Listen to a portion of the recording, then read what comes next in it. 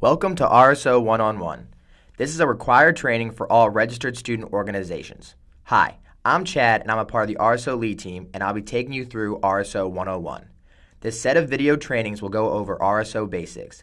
This includes the tier system, the difference between the RSO lead team and the Student Funding Board, recognition programs, catering for events, university policies and guidelines, and leadership information. In this video, we'll go over the SI suite. You can find student involvement on the second floor of the Hub in Suite 2300. Student involvement houses the offices of the RSO lead team, student government, fraternity and sorority life, and other student programming.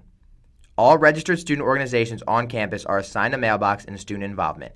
You do not need to apply for one, and any remaining mail that has not been picked up in your organization's box will be emptied out at the end of each semester.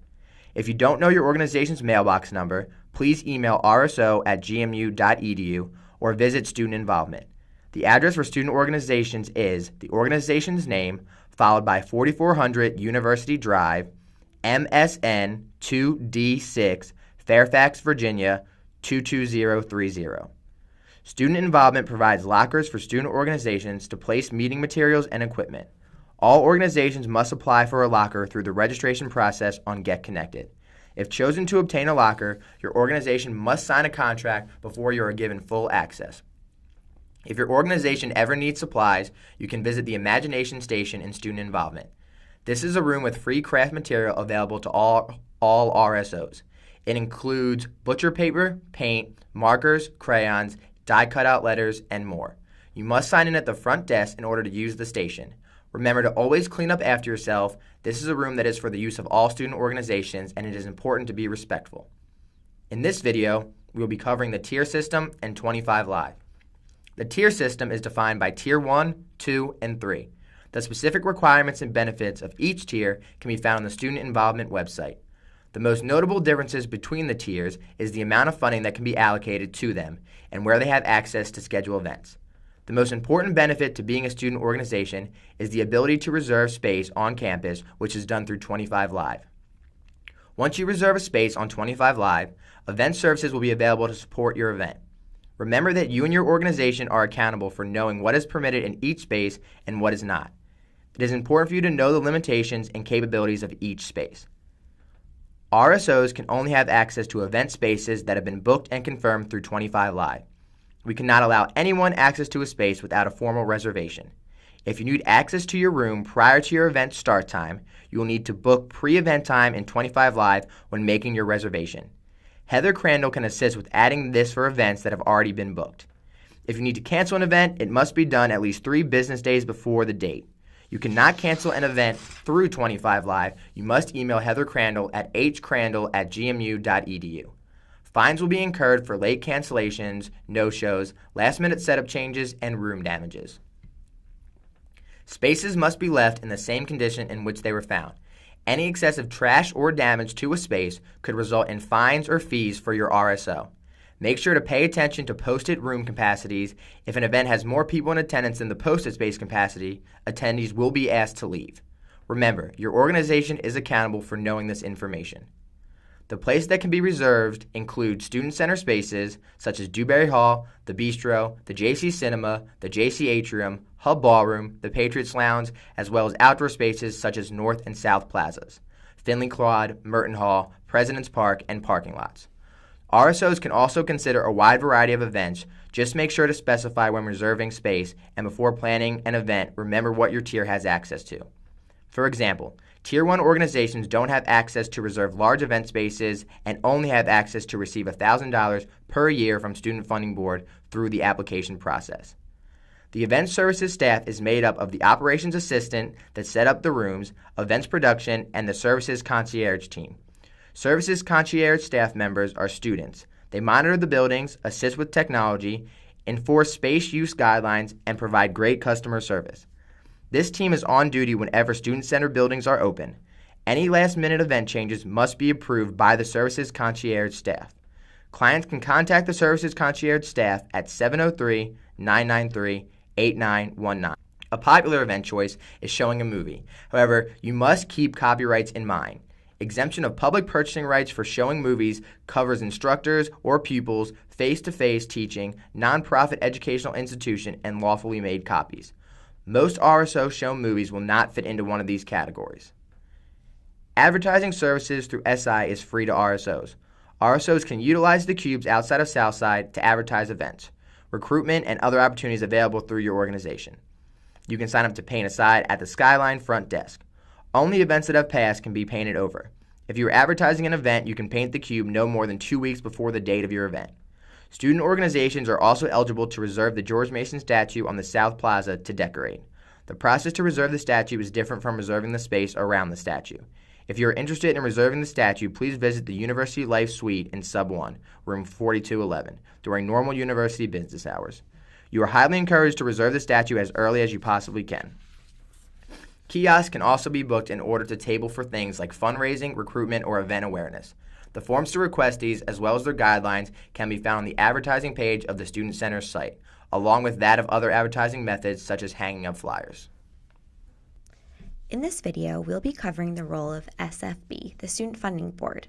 Although we share an office in student involvement, RSO and SFB play two different roles with student organizations. The RSO leadership team mostly oversees organization registration and advising. Organizations do not have immediate access to funds. Organizations have privilege to funds from the school via Student Funding Board if they successfully completed Fiscal 1.5. But an organization must fill out the funding application in order to have access to this money, and these forms are then processed by the Student Funding Board.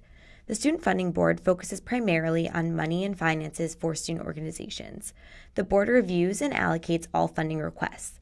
They will also be able to answer any questions you may have about receiving money for student-run events. SFB facilitates the fiscal management trainings, which are separate from the RSO trainings. You can reach them at sfb@gmu.edu. Information regarding fiscal management can be found on the RSO page of the Student Involvement site. Here you can find the Fiscal Management Handbook and possible forms you may need to fill out, such as the RSO Payment Request Form, the Purchase Order Form, the Food and Beverage Form, and other contracting forms. Now we're going to go over the major steps of planning an event in a suggested timeline. A point to keep in mind is always be sure to apply for funding with a generous amount of time before your event. At 4 to 5 months before your event is when you want to book space on 25 Live. 4 months before your event, decide on any entertainment or lecturers and discuss the insurance requirement to ensure that the person has the required coverage. You need to submit an invoice from the entertainment or lecturers as well as insurance proof for them. Fill out the contract on the computer and take care to include all required information. Send this to student involvement from review as well as the entertainment or lecturer. Have the entertainment fill out the VA W-9 form and independent contractor form while waiting for a response to the submitted contract. 3 months before the event is when you request event services and collect any invoices or price estimates from any catering or advertising. At 2 months before your event, you want to have filled out a Student Funding Board application. This must always include the contract, insurance, invoices, an updated event services estimate, and estimates for any other costs, such as from catering or advertising. As the leader of your organization, it is important that you are delegating tasks to your members as well as maintaining constant communication to student involvement, whether it be with FSB for financial reasons or RSO for any support or questions. Once you've received your funding allocation from the Student Funding Board, you must make arrangements to spend the funding. Funding is not given retroactively if your event has already occurred, and remember that in order to access funding, you must apply for it. The most common forms you'll need to fill out are the Purchase Order Form and the RSO Payment Request Form. The Purchase Order Form can be used for the event for certain vendors, and you must ask to ensure the vendor takes purchase orders. The RSO Payment Request Form is used for reimbursements or for payments to vendors and others. Keep in mind that if you are getting food from an off-campus vendor, you must always include a food and beverage form. Any off-campus vendor must be an approved caterer. Then you must make sure that the vendor in which you are getting the funding is the approved vendor. For example, not all Panera Breads or Jersey Mike's or Domino's Pizzas are an approved vendor. You must make sure that you have the correct location in order to purchase food from the vendor. Take note. If checks are made out to your organization, the cashier's office will only accept those that include the university name, for example, JMU Bicycling Club. Checks must also be endorsed on the back with the org number and account code for deposit. The fiscal trainings are part of Phase 3 of re-registration. 1.5 is done in person and is done by all RSOs, and 3.0 is done online and is only done by Tier 3 orgs. During Phase 4 of re-registration, specifically on September 24, 2016, is a summit for all presidents of each RSO. Please remember to save the date. This is mandatory to be a registered student organization.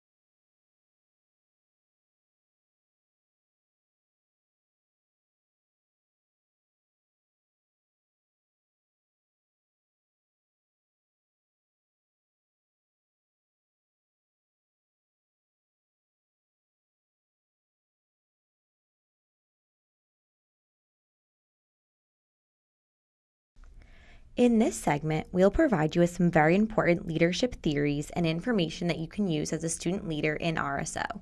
There are many leadership theories that you can pull from when leading a student organization.